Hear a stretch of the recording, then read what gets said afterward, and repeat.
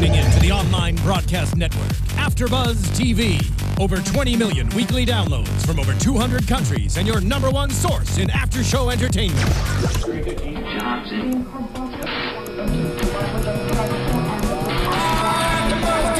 AFTERBUZZ TV, the destination for TV superfans. Producing aftershows for over 300 of your favorite TV shows. Interviewing celebrities and showrunners. And bringing you behind-the-scenes exclusives. All thanks to E! Entertainment's Maria Menounos, producer Kevin Undergaro, and internet leader Akamai. Now, let the buzz begin!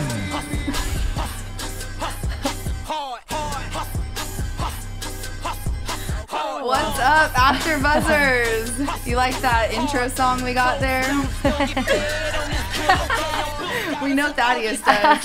All right, we are here, episode number 3 for HBO's Hard Knocks, and I'm Christina Kaplan, joined by my lovely cast. Thaddeus Massey's in the house. Hey yo, I'm Lyndsey Wegner. Hey guys, I'm Stef Z. And yes, like I said, we're on to episode 3. And we had one preseason game down. Another one came at the end of this episode. Lots of stuff to talk about in between.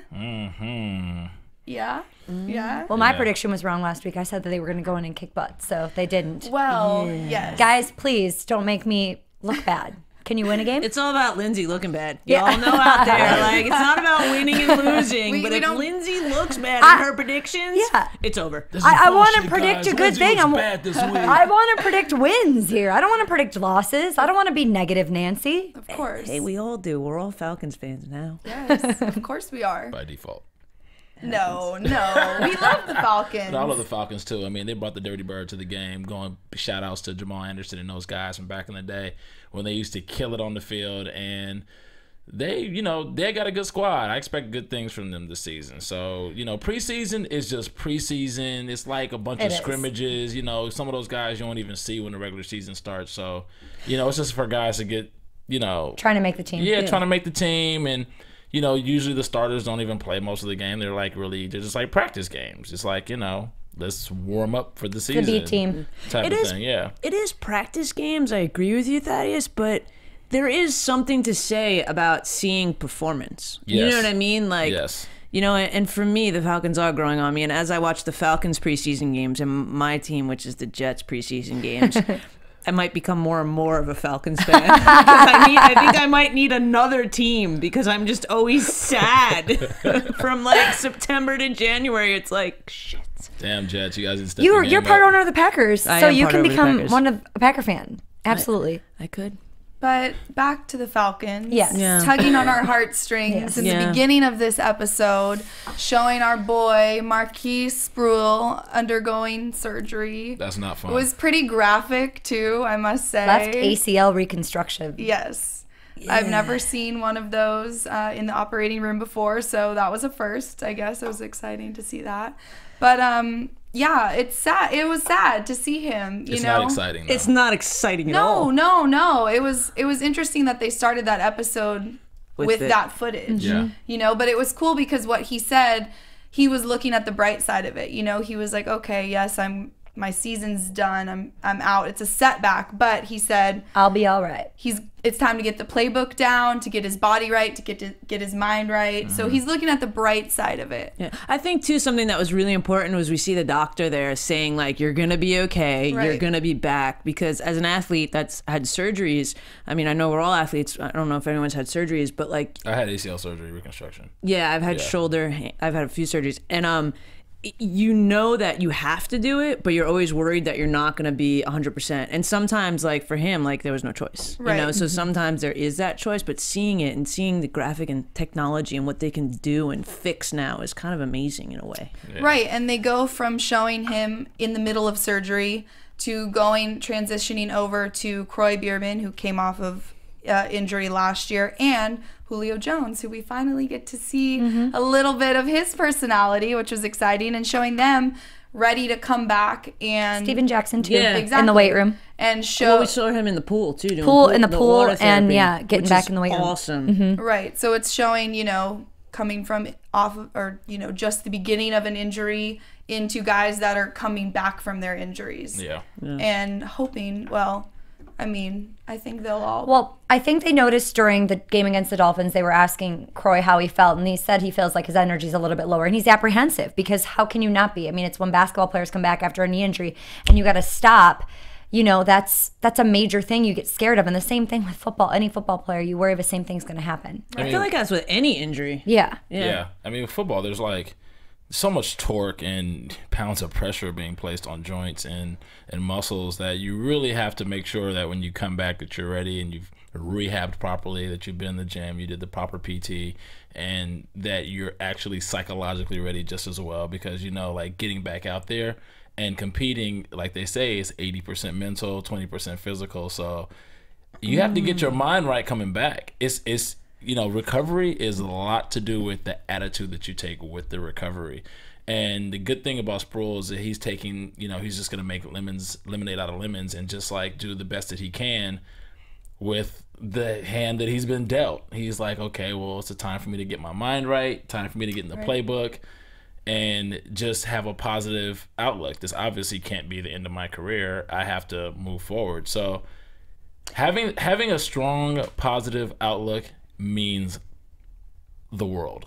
Yeah, I think too, seeing him so young and like, you know, I'm sure it's, maybe it's not, but it seems like it's probably the first major injury, you know, closer to his dream of being in the NFL. So to have that happen to you and to be able to have that mindset that he has, like, I feel like he's going to do good things. Like, I mean, he's going to bounce back from this. Let's take Adrian Peterson, for example. Yeah. Okay. That's like the poster child example right there. I'm just saying. I'm giving you the best example possible. Exactly. But it's not just the fact that he was a beast before he got hurt.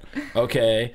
This guy came back and performed better after he got hurt and almost broke the single season rushing record. Let's not forget that. So he even elevated his game. I think sometimes when you're able to take that break and recover and get some fresh legs, so to speak, even though he didn't play and he was recovering and going through whatever recovery he needs to go through to rehab his knee, his muscles, his mind got a chance to take a break, step back out of himself and take a look and get like refired up. Well, you right, know? And there's a weakness too. You know, how long has he been playing with a weak knee, and how much better can he be once he gets it strong? Because clearly, you know, when you're at your strongest, you get hurt less. So there could have been a weakness for a season before that. You know what I mean? There could have been a weakness that was just there. It could have been a partial tear or something. Right, something, and that would have made him not be able to perform to his best for the rest of his career. Right, you know, so yeah.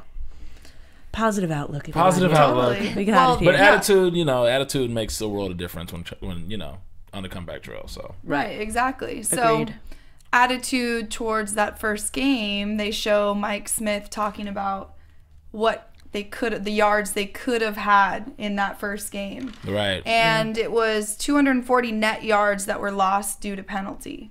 So he's kind of trying offensive penalties. Right. So he's trying to paint the picture to these guys. Look, we could have had this many yards. Our game could have been this much better. It was all due to stupid plays, you know, that things that can be easily fixed. There's good penalties and bad penalties, and stupid penalties are going to be when there's too many linemen on the field, like we saw in the Texans game, that, you know, that they lost something right there because of that. A good penalty is going to be when you are protecting a teammate, going after a guy. And coaches cannot stand when you make those stupid penalties. Right. And it's a loss of yard, and look at all those yards they lost that could have been contributed to points and scoring. Yeah. Well, I think Steph made a good point earlier about, you know, the preseason can be an indicator of, you know, what you're stepping into for the season, because you want to whip your team into shape, into teamwork shape. You know, it's like physical shape is one thing, and then when you start hitting, it's a whole other thing. No matter how good a shape you're in, once you start hitting again, I don't care how good a shape you're in, your body has to readjust to handling that contact. And working with the team and working within the chemistry of the team is the same thing, because it's not an individual sport, it's a team sport. These guys got to get used to working together, and there's a chemistry and a flow that you want your team to be in. The sooner they get into that, the higher of a peak, the sooner they'll reach the peak of their performance in the season and can ride that plane. And then all you have to do is just worry about, you know, injuries and people not getting injured and people maintaining their health. So that is what he's, you know, like trying to stress right now. That's what Mike Smith's trying to stress to his team. Yeah. Totally. No, so we also got to see, after they talked about the first game and went on and got into practices, we got introduced to a new player that we didn't see before, Geraldo Boldewijn. Amsterdam. Boldewijn. Whose nickname Amsterdam, because that's where he's from. Netherlands. And so, so that was cool to get introduced to this new guy that nobody knew anything about him. He was undrafted, kind of came out of nowhere, showed him, working. He has the potential. Dimitrov even said, he's raw, but he's got potential. And they show him out there on the practice field, running. He's getting the routes down, but still struggling a little bit with the mental, getting there mentally. Right. And but no, I thought it was cool to be introduced to this new guy that is coming from a different perspective. He wasn't in the draft. He wasn't a late round pick. He was undrafted. He came from another country. Boise State. It says he went to Boise State. Oh, right, they have blue turf. But his English is his second language. So it's imagine trying to learn these plays and get all the lingo down and everything when English is your second language. Yeah, he's probably been in the country for a while, but still, it's probably hard. He's 6'4", 220. All right, there you go. I'm curious to know what his I'm curious to know what his 40 time is, and he has a little college experience. So I mean, this guy, I'm sure he has what it takes to at least get the tryout, which is what he's done, and what he does with it, we'll see. He might show enough where even if he doesn't fit on the Falcons roster, he might fall somewhere else or land somewhere else. So. Well, like the coaches were saying, he got hit in the neck with one of the balls, and we're like, it's about his mental turnaround. Once again, all mental, all staying positive. Yeah. Can you make that next big play? And we see him making a huge, long, wide pass and catching it and running, getting tackled, but made that big play. Yeah. So if he's able to make that and come back from that and stay focused and stay mental, then he can do it. Yeah.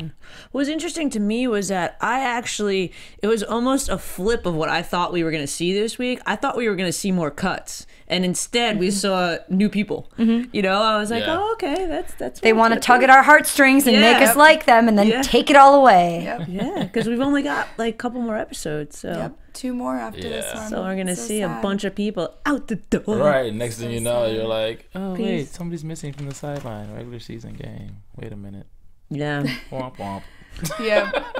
Another, outside of practice look, we got to see a couple of the guys playing bowling, going bowling. Roddy, the receivers. Yep, Yeah, Roddy, the receivers. Julio, and Harry. More team bonding. No, I loved that. That was funny. Yeah. We actually got to see Julio talk a little bit. Yeah, we saw a little bit of his personality. Yeah. He was nowhere to be found in the first 2 episodes. Yeah. And it's great to see that there's not a rivalry between him and, Roddy White, because Roddy White, this is his 10th season. Yeah. So it could be awkward between the two of them, Roddy White trying to be number 1. And he's cool, totally cool letting Julio be number 1 this season and him being number 2. And not that that's a bad thing. Right. But, good to see them getting along off the field too as well. Yeah, it's funny because I never thought that of course they're all athletes and they compete within each other, but for that, I feel like what you just said, Lyndsey, that they kind of came to this point where they're like, together we can do this, which I think is awesome. And, the bowling, stuff like that, team bonding, it's like we said earlier, there's so much mental and feeling confident and trusting your players that allows you to perform better. So all that stuff I think is going to just keep adding more and more potential to the team. Well, that's what's so important about, if you have the team in mind, if your top priority is the team and winning, then of course you're going to want your opposite, receiver to do just as well as you, because that means the team is doing well. Yeah. Right. So when you have these top caliber wide receiver duos, those teams are a lot harder to stop when you have 2 amazing receivers. You know what I mean? So of course he's going to push Julio coming off of this injury season to do just as good, if not better than him. Right. And it's exciting, like you said, seeing that off the field antics, that they're getting along, that they're, bonding, that they're having fun and pushing each other when they get on the field, because that's what you want to see in a team. I want to talk to Harry about his bowling technique though. Yeah. Throwing the ball. He had this crazy technique, but he was hitting strikes. He said he's been bowling for years, since he was like 10 years old or something like that. Using one of the house balls, too. Right. Well, the house. And he Roddy White was so mad. Right. He didn't even put his fingers in the grip. He just had this like palming the ball like theory. Right. Still had a little spin on it. Hey, it worked for him. He was getting strikes and spares left and right. Right, I mean, it does work for him. That's why I was like, we need to go bowling. Kind of reminds me of Jerome Bettis. Like Jerome Bettis was like a world-class bowler. Really? Yeah, nobody knows that. He could have gone pro. That's so funny. That's really Random, but funny. It's like random little things that you never know about guys. Well, I think too that the reason for doing this, and like, you know, we also see the guys, bonding at the hot tub and playing the ukulele and singing. It's like they want to show this human aspect of these athletes to us, so that we do get more attached, and that we do see these athletes like that. They're just like us, except they're just athletes. Right. Blah, blah. So I do like that. Yeah, definitely. So this week they played the Texans in preseason game 2. And they traveled to Houston to practice with them for a bit. So that was cool getting to see, them going head-to-head in practice before the actual game. Yeah. Thaddeus, have you ever done that when you played? Like, did you practice with a team before you actually played them in a game? Yeah, we scrimmaged. What is that? 7-on-7, What is that like? I mean, a lot of the guys know each other, before, so it's just really like a practice. But, there is, jawing, and there is a sense of competition. It's like you walk in with this swagger, but it's, it's not as, the competition level isn't as high as a game, obviously, because it's practice, and the coaches are on the field still yelling at you like you're at practice, except you're just not participating against your own team. You're getting more in the mode of playing a game. So it's still there. Everybody knows. It's like under etiquette, that goes with it. But there's still a lot, like a level of high competition, as you could see with J.J. Watt and Matthews. Right. It's gotta be a little bit fun too, because the way that the league works, how players get traded all around. Like you see some players not in a game where it is that super high competition, where you can go over and be like, "Hey man, what's up? How's it going? Like, oh, you're having a baby today? Cool." Right. So TJ Yates coming in, especially since he'd already played for the Texans and just got traded 8 weeks prior. So he comes in, he knows everybody. I mean, they all love him. The fans were excited to see him. Think about after the games. When you see a regular season game and you see the guys on the field talking, it's the same thing. Everybody knows each other and they're catching up. They're besties. It's the same thing. Yeah, it's the same thing. Everybody's colleagues in the industry. They're all, Well, it's kind of awesome how they do that after the game, because when it's game time, it's like they turn it on, and no matter how much they like you, you're the enemy, so to speak. And after that, it's like, yo, man, what's up? And Thaddeus, I do agree with you, because, there is going to be jawing. There is going to be the guys kind of going after each other and stuff. And at the end of the Texans versus Falcons game, one of the announcers said, familiarity breeds contempt. Yeah. And sure enough, because you are going to see that on the field when you're spending a couple days together, like in these quarters playing together. At the end of the time, you're almost going to be, I think, maybe more aggressive, because you've got this built up now tension throughout a few days. Yeah. Totally, and we saw that with Roddy White and DJ Swearinger, who played for South Carolina, was drafted by the Texans last year in the draft, and he was talking all kinds of smack during practice and getting Roddy all upset, to the point where, or no, it was Harry Douglas. Okay, so it was Harry that pushed him or punched him in the helmet or whatever, and then you go to the game and you see, and he's still talking and Roddy's like, dude, man, he won't shut up. This guy's out there talking. Even Jackson on the bench was like, man, is he running his mouth out there? I want to get out there. Totally. So you see that come from practice into the game too, and it's part of the game, but it's also, I feel like, at least when I was playing volleyball, I loved talking smack to the other teams. Like, it would pump me up, it's fun, it's part of the game, so it makes you want to work harder and be better and outrun these guys and score touchdowns and prove them wrong and all that kind of stuff. So that was cool to see how it translated from the practice, the scrimmages, and then back onto the field too. And then back to talking about J.J. Watt and Jake Matthews lining up during practice. Wow. That was... It turned into gymnastics. Well, okay. J.J. Watt is like one of the top defensive ends in the league. Like, the guy is a beast. Yeah. And Jake Matthews is still a rookie. He's still brand new. But it was great. It was so great that they did that to him in that situation, because it was like, look, man, wake up. Like, this is what you're in for. Yeah. Like, you came here. He's one of the only rookies that are starting, so they don't want him to get too comfortable in feeling like he's got it made. Right. And to do that, I feel like was such a smart move. Welcome to the league, Jay. Yeah, pretty Exactly. much. And they even said, they're like, this is great training for you, Yeah. going up against a guy like J.J. Watt. I can't get it. I mean, you want to go up against the best person, don't you? Yeah. I mean, at the end of the day, when the Super Bowl comes, you want to play the best team. You don't want to play the team that made it there just because they had a crappy conference or whatever it is, Yeah. You want to play the best of the best. You want to go up against the best of the best. And this was great,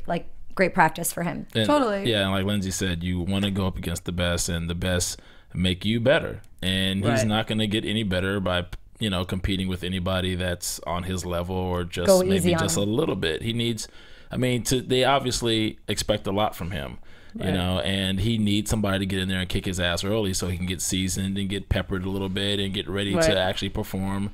And as you see now, he's going to have to protect the blind side. You have to switch in the left tackle because Baker is...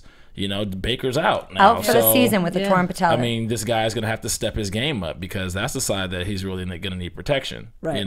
You can't have a quarterback getting smacked in the back. Well, the problem with Jake Matthews, though, he played both left tackle and right tackle at A&M, but he's protecting Johnny Manziel, who scrambles all the time. Right. So they don't really have to hold their line as much as they're going to have to do on the Falcons here, because Matt Ryan doesn't really move around a whole lot. Right. So he's going to have more holding than he would have at Texas and A&M. Yeah, it he's is. a pocket guy. It is, because and we've all touched on this a little bit, because with a veteran quarterback as to a younger quarterback, it's like a different game. You know what I mean? The quarterbacks are running more, they're scrambling more, and someone like Matt Ryan, not that he can't scramble. Tim like Tebow. Sorry.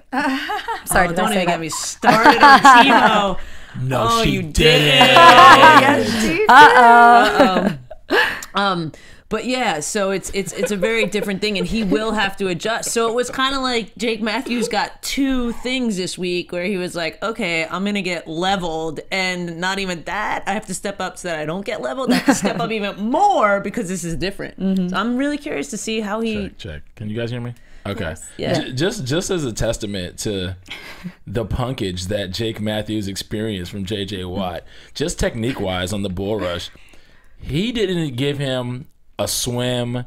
He didn't, he didn't do anything. He didn't take a side. He didn't choose a side. He split him right down the middle. Literally. On his neck. Bench pressed him.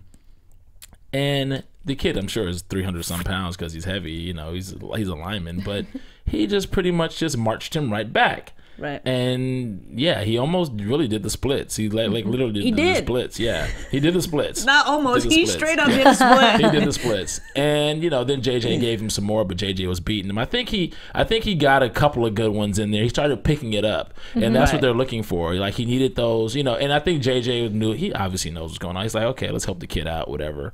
But yeah, it was brutal to watch. Well, JJ went up to Mike Smith and told him, that rookie's going to be good someday. So obviously he recognizes that the kid has potential and talent. Yeah. And any rookie going up against a veteran guy that's at the top of their game, obviously they're going to struggle. They're not going to be, stopping him every single time. He's probably going to make you look bad a lot of the times. But that's the fact that JJ recognized that Jake has the talent and will be good someday. That's saying a lot right there. Yeah. He's gonna rise up.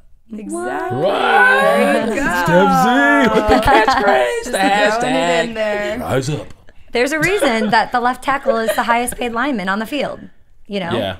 So he's got to step up. He's got to do it. Yeah. Well, his paycheck's got to step up. I'll be like, oh, you want me to play left tackle? Okay, let me call my agent. I'll get right back to you. I'm just kidding. No, don't do that, Jake. Don't do that. It gets Not yet. first, dude. Right. Wait till you Wait get till you a year can under beat your JJ belt, Watts. maybe. Then Yeah. okay. There you go. Right. So, okay, they practice against the Texans going into the game.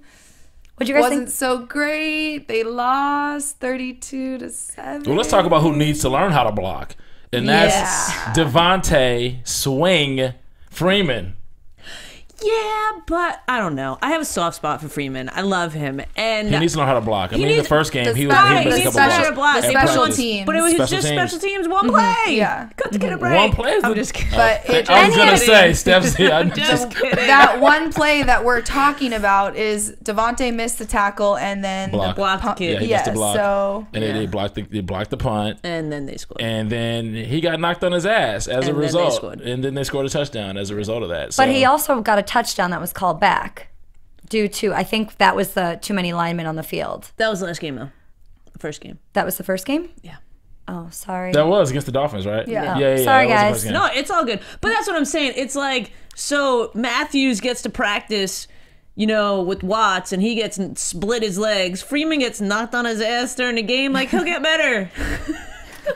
He's a good runner. He I can feel like run that boy. he Right, can and run. it's He scored. preseason. He did Yeah. great. You can see his ability. You can see he's good. I think if he really wants to be great, if he wants to be a great running back and be great at his position, I think I don't think he needs to be really good at receiving. He needs to be really good at blocking. He needs to be an all-around back at his position. He can't just be like, well, just give me the ball. Some people have that, well, just throw me the ball kind of attitude. Like receivers, some receivers are like, well, just throw me the ball, and then we'll go. Just I'll throw make me it the damn happen. ball. I remember Keyshawn Johnson back in the day had this book that he wrote called "Just Throw Me the Ball" or something crazy like that. It was like throw me the damn ball or something. Yeah. It's not about just give me the ball. If there's a run play, then you guys have to block. If it's a pass play, running backs, you guys have to block. There's certain things that you have to do that encompasses, team kind of mentality. Well, we see that last week too when he's talking to Jackson, when he was like, they just hit me from like behind, so we see that he's going through this transition of learning the game, the different game of NFL versus college. Right. So we'll see. I think he's gonna do great though. Yeah, he should be all right. Yeah, no, I mean, we saw, he missed that block, but then the very next shot they cut to is him just zipping in and out of people. He's so fast. So he's definitely going to have success in, the running back position. But like Thaddeus said, he needs to cover all aspects. You can't just be, a one-trick pony. You have to be able to do everything if you want to be the best.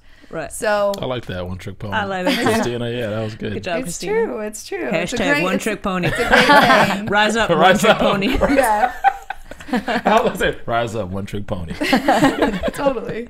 Well, the only person to score on the team was Devin Hester, who got his touchdown and is, going to be doing punt return, but also going to be coming in for some wide receiver plays. Yes. And right now, wait, but time out before you go further on. We got a real quick touch on, since we were talking about him earlier. Amsterdam threw that nice block so that Hester could get in. So Hester could get the touchdown. Yeah. Great. And he was all excited about it. Yeah.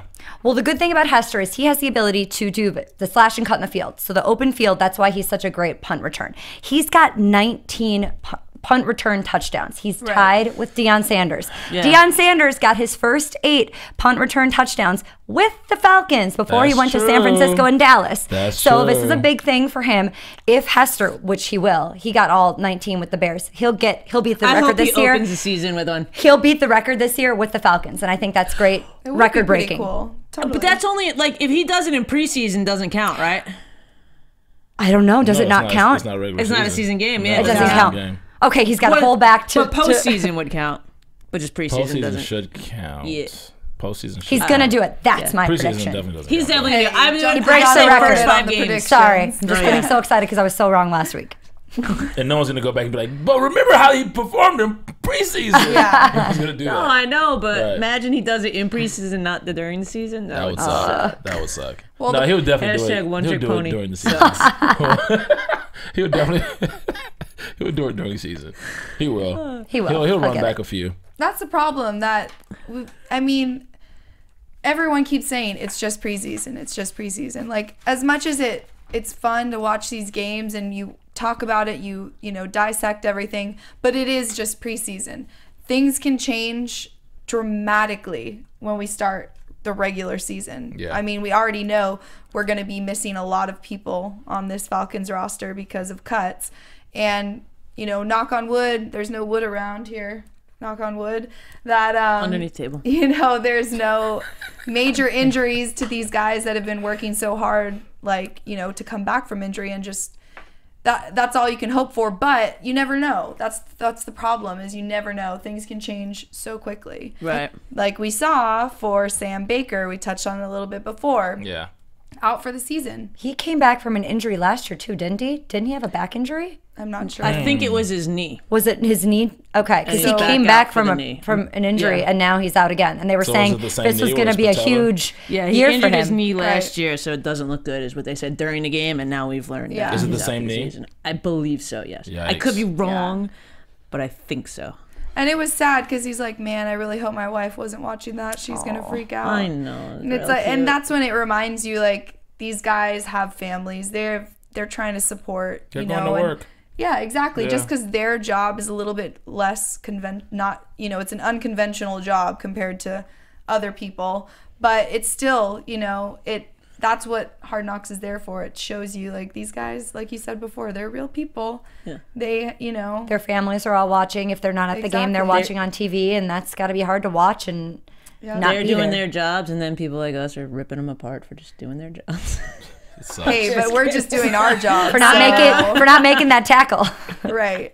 No, but that's the worst thing too, is to get injured in preseason Right. before you even get a chance. You know, that's the hardest thing. When it comes to injury, every play counts when it comes to injuries. You know, whether it's practice, you see guys like Sproul got hurt at practice. Right. You know, like every play counts. You have to go 100 every play. You have to go. You know, you have to stay with the tempo of what the coaches are saying. Okay, we're at this, and then you want to stay like half a notch above that, because as soon as you go half-assed, you get hurt. And You don't swim never with go. whale You can. sharks. I mean, yeah, there's the risk of injuries. Exactly. And don't swim with whale sharks. Exactly. good luck. That is not. Oh my good gosh, luck we're going to at see all. Harry Douglas hurt next week because of bowling.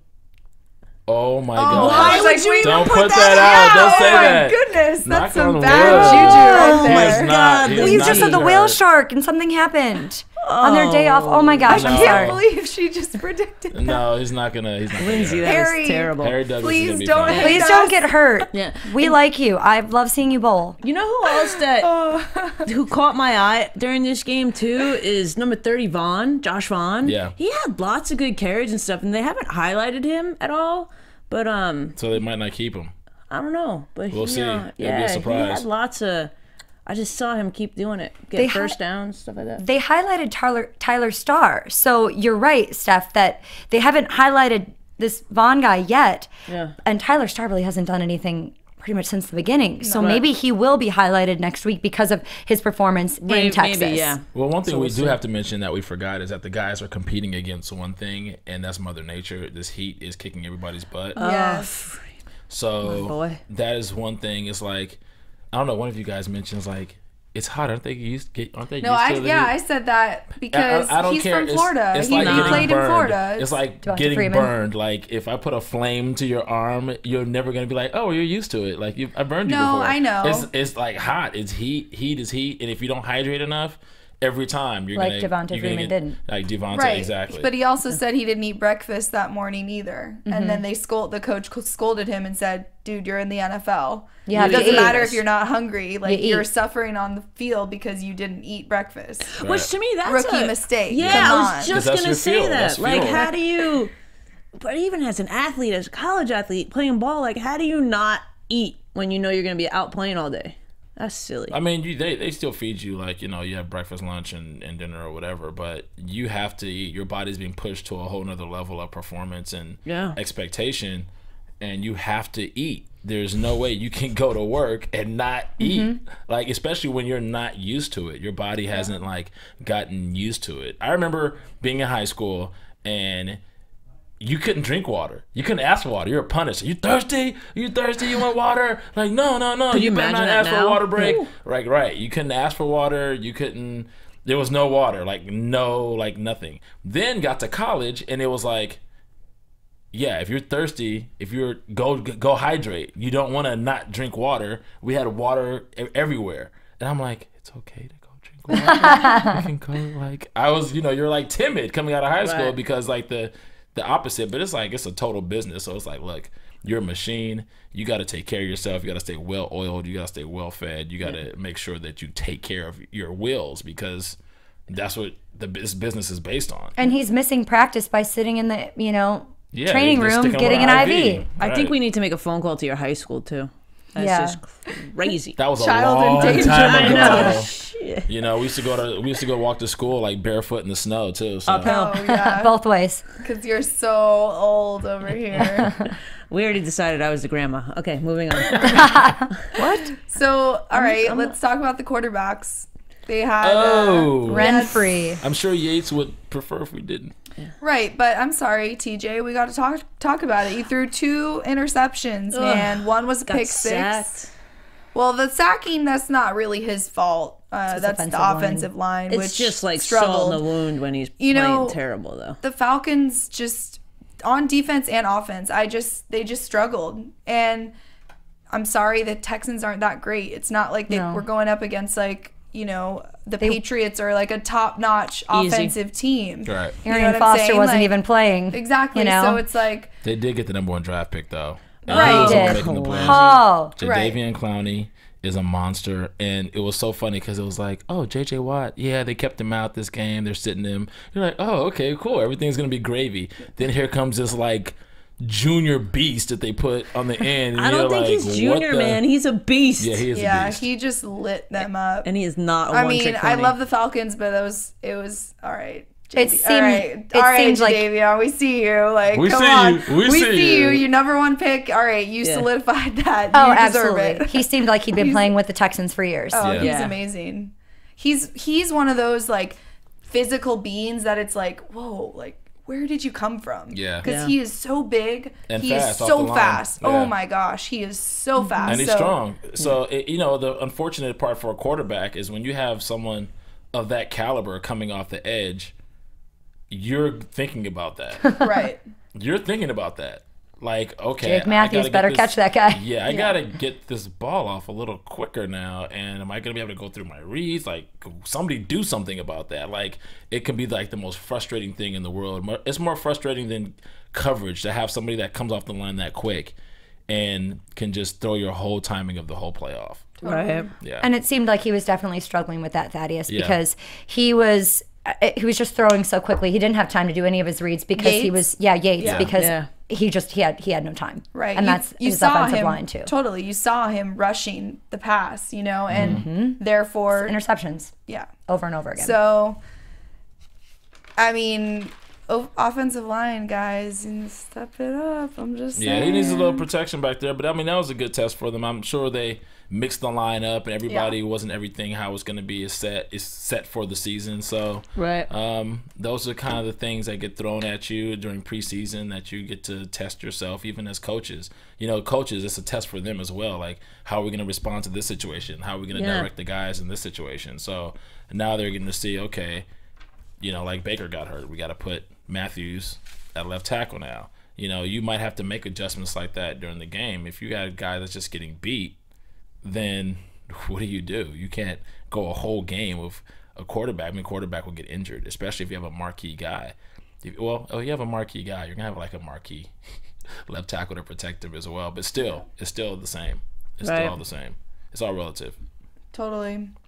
But I mean, I don't know. What do you guys think as far as second string quarterbacks go? Do you think that TJ Yates has the spot, or you think that there's still a chance for Renfree and Matthews? I don't know. They didn't even touch on that Jake Matthews came in, and because Jeff Matthews, because I thought that he played really well. He made some great passes. He looked like his head was in the game. He just kind of got thrown in there. It's the first we've really seen of him. So I actually thought he did well. And last week's preseason game, I thought Renfree did better than Yates. So I don't think that he has that position locked down at all. I mean, maybe again, it is TV, so maybe they're leaving stuff out so that we're like, oh, wow, he has it. But like, I'm not convinced that by any means that race has ended, that someone's got that locked down. No, I agree with you. And they showed Yates going through the plays in his head and talking about the playbook, and that he had to learn this playbook in 8 weeks, where these guys had months and months and months to go over it.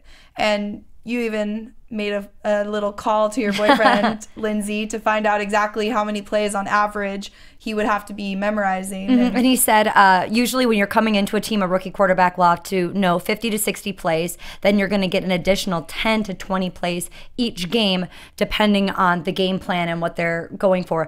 And then you also have to learn the deviations and variations of every single play, which Thaddeus knows from going through all that. I mean, so we're talking hundreds of plays that they have to learn and come to, and to come from another team where there is going to be similar plays, but they're going to be named differently. Now you've got to train your brain to think of the play in that form versus the previous form.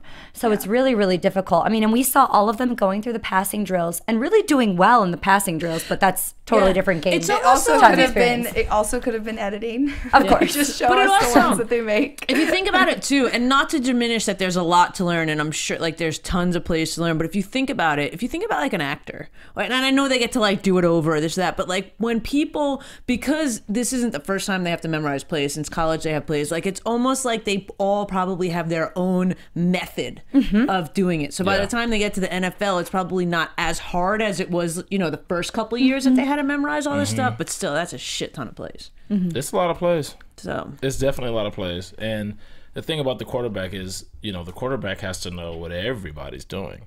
They don't have to just know what they're doing. What they're doing. What they do is knowing what everybody else does. I mean, they're the grand orchestrator. They're the composer. They orchestrate everything on the field, and they have to know what everybody's doing at all times. And that's not an easy thing to do. No, but also by any means, because they are that, they also have the authority at any point in time to change something. They can. And you know what I mean? And this is why you have guys like Peyton Manning who are just, and Tom Brady who are just like great at what they do, because they're reading the plays. Yeah, when you know all of what encompasses to actually perform well at that position, and then worry about not getting your head knocked off because you don't actually have to protect you. You're not protecting.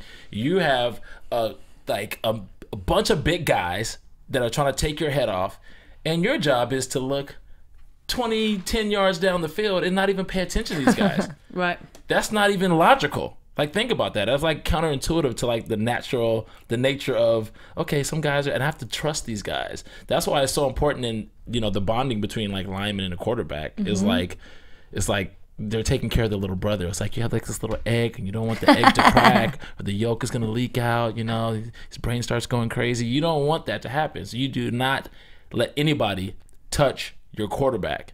You do not let anybody touch your quarterback. It's like going to a club and letting some random guy grab your girl's ass. You don't do that. I was just gonna say that, except his wife. I was so like on the same, like I get you, So it's funny. You just don't let somebody touch your quarterback. It's that simple, or it's a problem. And this is why the guys get yelled at like that. It's like, no, you can't have a bad play as a lineman.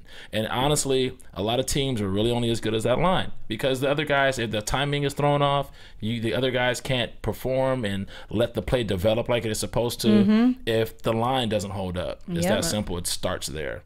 Well, yeah, I mean, that's why I think where we get the term when you talk about team, that like your team is only as good as your weakest player. So it's a lot of that whole bonding and all that trust. Like, it all does come back to trust that everybody else on the field is going to do their job. So all you have to do is worry about your job and know that they're going to be there doing their job. And if they're not doing their job, it's building, how can we make them better so that they can do their job, so that then I can do my job. Exactly. Right, and you saw Matt Ryan talking to Amsterdam saying, you got to turn around and look at me, because if you're running the right route and I'm, getting pressure, I'm going to throw it there. But if you're not looking, you got to look. Yeah. So that was like, practice, right? No, that was in the game, wasn't it? Was that a I practice? thought that was practice. I think that was practice, and he ran a flat route, and he didn't get his eyes around as fast as he was supposed to, and I think he threw a pick. That was at practice. Oh, yeah. It was practice when they were scrimmaging the Texans. Okay, right. Yeah, no, so like you said, Thaddeus, that, the quarterback has to know what everyone's doing, but then he also has to be able to trust that these guys are doing the right thing. Yeah. Because obviously Matt Ryan's going to get the ball there, but if you're not paying attention, if you're not looking, if you're not running the right route. It's all timing.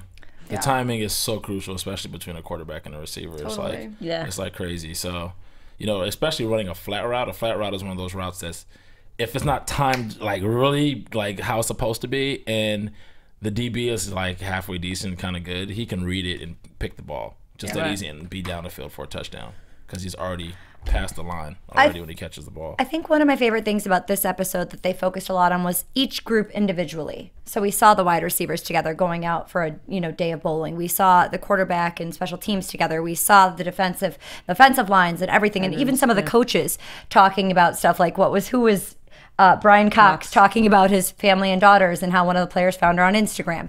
All that stuff. It's just gotta get your cut, boy. Yeah. But I liked seeing all the camaraderie between each group. I thought that was really, really good to see, and like you said, it creates a strong bond. Totally. Strong team. My favorite part still is being able to see, like, after watching the preseason game, being able to come back and watch Hard Knocks, and it kind of goes through what was happening, and you could see what the players said, what they were saying, what they were happening. It's like such an inside view to the game. Yeah. Love it. Yeah. All right. Well, let's move on to some predictions, shall we? And now, I'm not making them. TV. Yeah, you need to stay quiet. I need to hide. No, Lyndsey, you already made a prediction that was terrible. Nothing is going to happen. I don't know what we're talking about.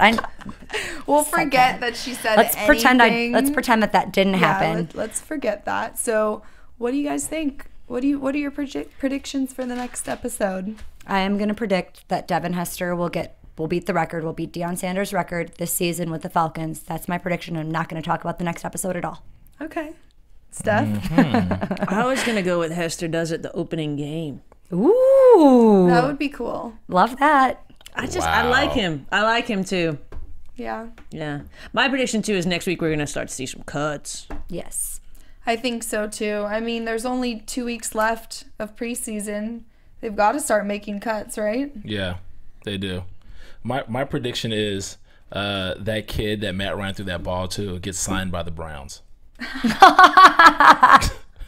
Thaddeus, I love you, but you just read that on Twitter. I did. I had to steal it. You should give a shout out to whoever said that, man. That was pretty clever. No, I was gonna steal it from one person, but like a dozen people said it. It's been said by in different variations by like a dozen people. You're wearing the Browns colors tonight. I don't know. Maybe you're right. Manziel, I'll take it. We can go out and party. Oh after. no, let's not start getting. Christina, of course you like him. Well, why not, dude? We haven't seen anybody like him since Broadway Joe. Like, think about it.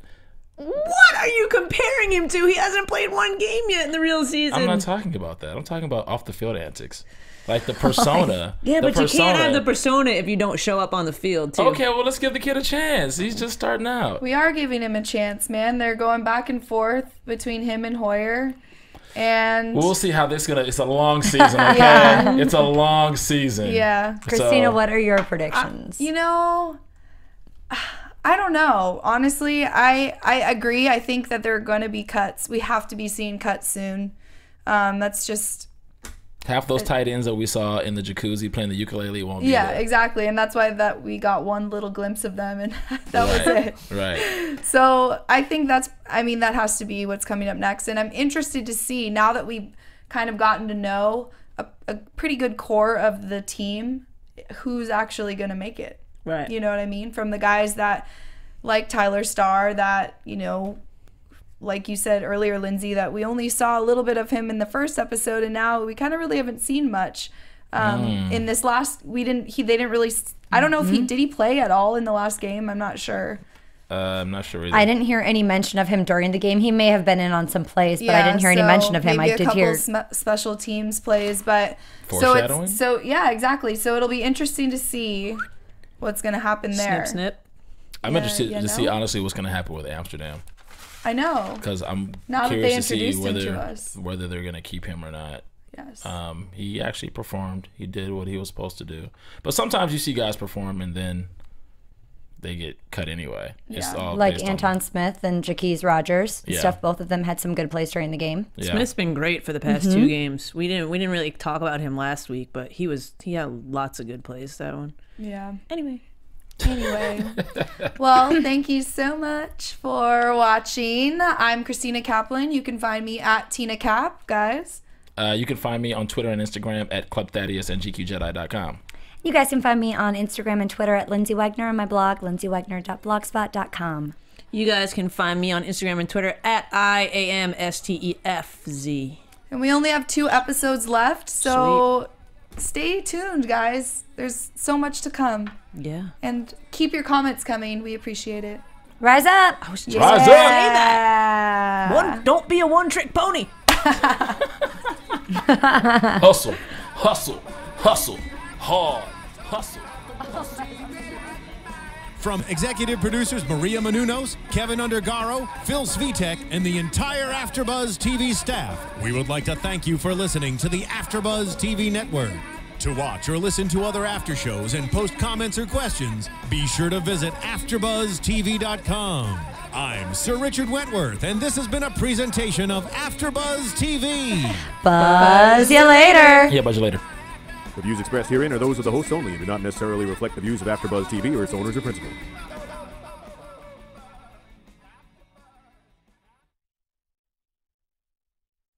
Thank you for watching AfterBuzz TV on YouTube. For more of your favorite after shows and interviews, subscribe to our channel here, and be sure to share your opinion on the episode in the comment section below here. We'd love to see what you guys are buzzing about. Thanks again. Buzz you later.